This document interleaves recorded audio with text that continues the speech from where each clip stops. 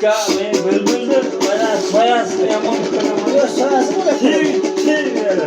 Kral ha? Boğazar lazım. Öyle bak. Ha? Boğazar lazım. Diğerçini yapma. Ay soğudun başı dolap dolap. Ay Mert'in köyüne ister talep. Ay mencirhemen kahramana bir maydan. Yeni halka parmağına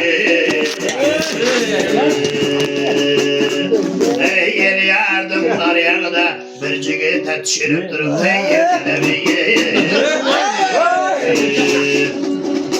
Rahmet Ağa.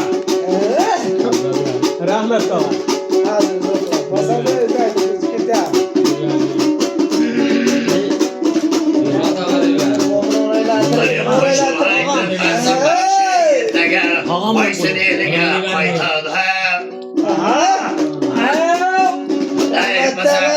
Rahmet degen bir ciyanın alayat kamboza Ertege fazilin körse bu bidiyani Rahmetke rahmet aytadı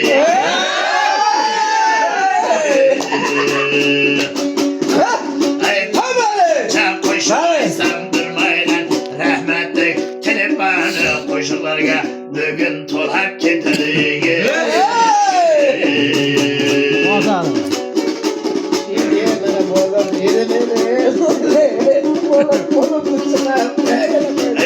Gette tüzedi Dumburanın karına Azam başı çözadı Nesibe hayda bir maylan Baysın elden düğnev yedi kezede Degen bir maylan Telefonlarga davuşunda yazadı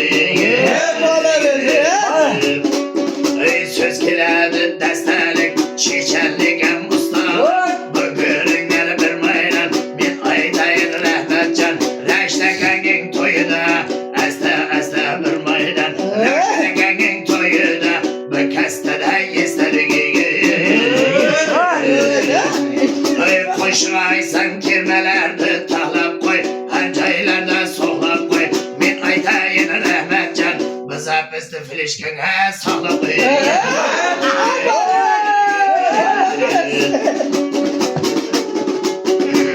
Allah başı sağlayacak. Sağlar da var. Benim tağda bökter karıyken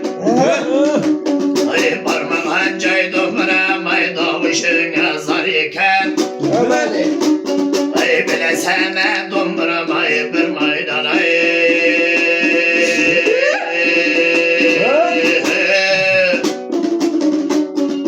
Hüsnü'nün bir şagirdin bu yıllarda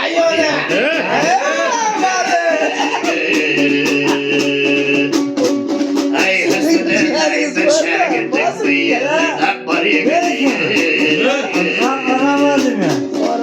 Babasın kahraman cana başkanak Canışada ağam talla tişkenek Hadi araba. Yürgen kuşkanak Meneydi santracım Yolu bilen yaracım Bir bir maydan Başka darıya kasandan gelen cigitten bugün dere Yok be. Abi. Çok gitti de yabancılar yani. Hasan, hayata sen. Hemen onu da edip koydunuz şu paylar kazandı bir kere et koydunuz. Şundan kaçtım ben. Ha şundan giyin kaç kötü de. Acayip kanım. Hem muhalalesi.